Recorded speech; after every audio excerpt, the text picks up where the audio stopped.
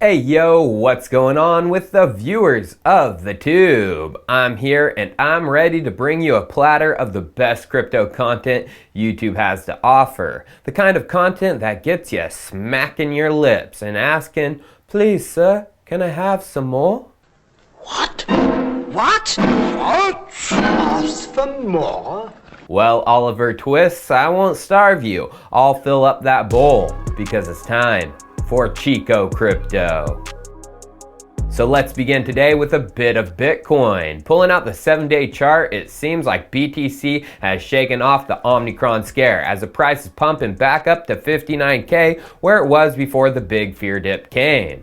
This is bullish and nice to see, but when you expand out the chart to the beginning of November, things quickly change from bullish to bearish. It was a downhill slide through a majority of the month, and even with the bold movements yesterday, we are still $10,000 away from the all-time high. We are not out of the woods just yet whatsoever, and it's obvious on the way up there are going to be more than a few resistance points. But we can't look that far into the future. We got to start with the first and most important resistance point. That is 60K.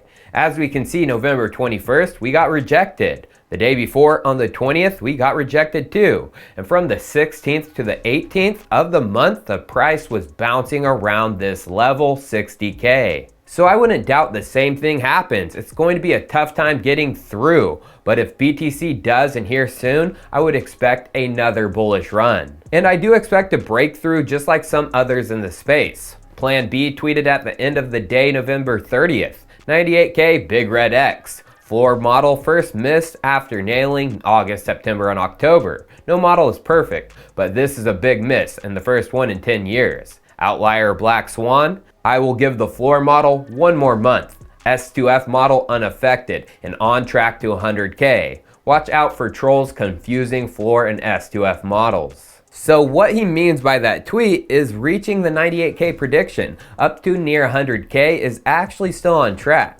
He predicts that it will happen in one more month, aka by the end of December. Yes, his floor model was wrong on the one occasion, but the S2F model, which also predicts a 100K valuation, but not an exact date or day, has not been wrong. It's still right on track. And another person thinks we will hit that 100K level soon, or they wouldn't have picked up another big bag. November 29th, Michael Saylor tweeted, MicroStrategy has purchased an additional 7,002 Bitcoins for about $414.4 million in cash at an average price of about $59,187 per Bitcoin. As of 11/29, we hodl about 121,044 Bitcoins, acquired for about $3.57 billion at an average price of about $29,534 per Bitcoin. Now, Saylor with his huge Bitcoin buys hasn't been wrong very many times. Here is Saylor's buy history up to the month of September of this year. And with Bitcoin's price run from September lows to 59K as we were as of yesterday, we can see a majority of his buys are still in the profit. So he wouldn't be buying at 59K again like he did back in March and April unless he thought the price was going to push up towards that 100K level. And as we can see back in March and in April, he wasn't as confident. Those buys were just 15 million. The one just a few days ago was 414.4 million. So what do you think? Will Bitcoin hit 100K by the end of the year? Will it be in 2022? Or do you think we won't ever hit it? Well, what about this question and statement? Ethereum at 10K? If Bitcoin gets to 100K or near it, I believe Ethereum will be near 10K. Why? Well, let's just look at the stats recently. Bitcoin hit its all-time high of just over 69K on November 10th, and with yesterday's prices, it was still 15.4% away from that high. Ethereum, on the other hand, its all-time high was just over $4,878, set on the same day, November 10th. Although with yesterday's prices, it was just 3.7% away from the high. Ethereum is starting to move much quicker than Bitcoin. Now, what is the reason? Well, mega Ethereum whales are starting to slurp up the supply. Santiment and their analytics showed that Ethereum mega whales, those with 100k to 10 million ETH, are holding all-time high levels of the asset, and in just the last 12 days have gobbled up over 734,000 Ether, aka 0.59% of the supply. So why is there a race to accumulate by key stakeholders, the big whales? Well, it has a lot to do with scarcity and the burn. Ethereum implemented EIP 1559, the burn upgrade, just 4 months ago in early August.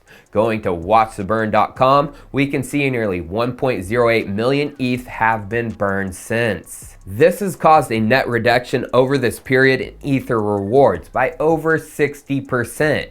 Ether is getting scarcer by the moment, which is more apparent when you switch over to the 1 month data. Of that 1.0 million, over 361k of it came in the last month alone, which had a net reduction of over 90%. Scarcity of Ether is accelerating, and eventually the net reduction will jump over 100%, meaning Ethereum becomes deflationary. And Ethereum is getting the validation it needs from all over the space and markets. Guess who decided to not only copy their EVM, but decided to copy their burn upgrade? My favorite copycatter, Binance. CZ Binance tweeted, "Few understand." In reply to a Crypto Bethany tweeting, "Yeah, it looks like 1 BNB burned per minute. Screenshots 1 minute apart. Have you seen this, CZ Binance? The BEP 95 update?" Yes, the BEP 95 update implemented a burn upgrade to the Binance Smart Chain, and only a few understand. No, many Ethereum holders already understand.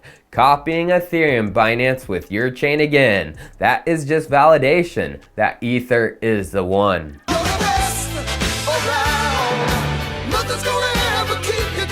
Now it's time to finish this episode off with a little on one of my favorite cryptocurrencies, Alchemist Coin. Now first we gotta bring up what I was wrong about. Uniswap integrating Alchemist Coin tech. It really looked like it, but now it does not. In the middle of November, they put out this article, MistX Labs planting the seeds of DeFi's future. And the article states, some of our team members have been involved in the tentative integration of the MistX API into Uniswap. We cannot comment on behalf of Flashbots for any integration of the Flashbots Protect solutions, but we can say if any integration was to happen, it would not be utilizing the MistX API.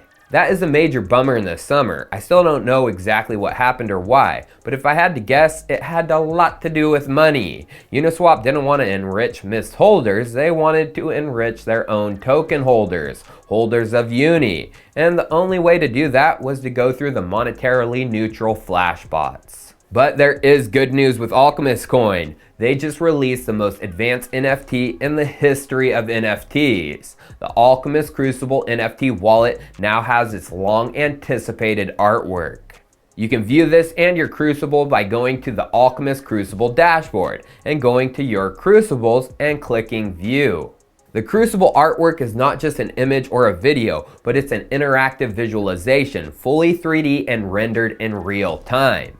It's a generative piece of 3D art with over 20 billion possible variations. Every Crucible possesses its own set of distinctive traits with variations in texture, color, and 3D model. The variation for each trait has a rarity and is picked based on the transaction details of when the Crucible was minted. And this NFT can change over time. Alchemist leader The Ghost Step tweeted about it. He said, NFTs which evolve based on your on-chain activity are cool. Yeah, this will change over time based on your DeFi journey and on-chain interactions and transactions. It's the first time in NFT history the NFT evolves based on on-chain DeFi interactions. And guess what? V1 holders of the Crucible, those who minted early, get some bonuses. The Alchemist team put out a Medium post on the Crucible. If you'd like to give it a read, it's down in the description.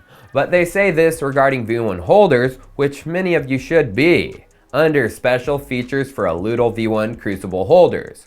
For those who minted before Aludel V1 was turned off, we prepared a few special features. A special title added to the name of their crucible, Arcane. A special background visual effect, lighting up the galaxy behind them. The nebula effect is also more dense the older the crucible is, so it's double the effectiveness. For the first 1,000 crucible holders in history, a special sticker can be seen on the bottom of the shell. The NFT achievement for participating in Aludel V1, of course, plus more coming soon. Yes, more to come for us early V1 adopters. I like surprises, and I hope you do too. Cheers, viewers. I'll see you next time.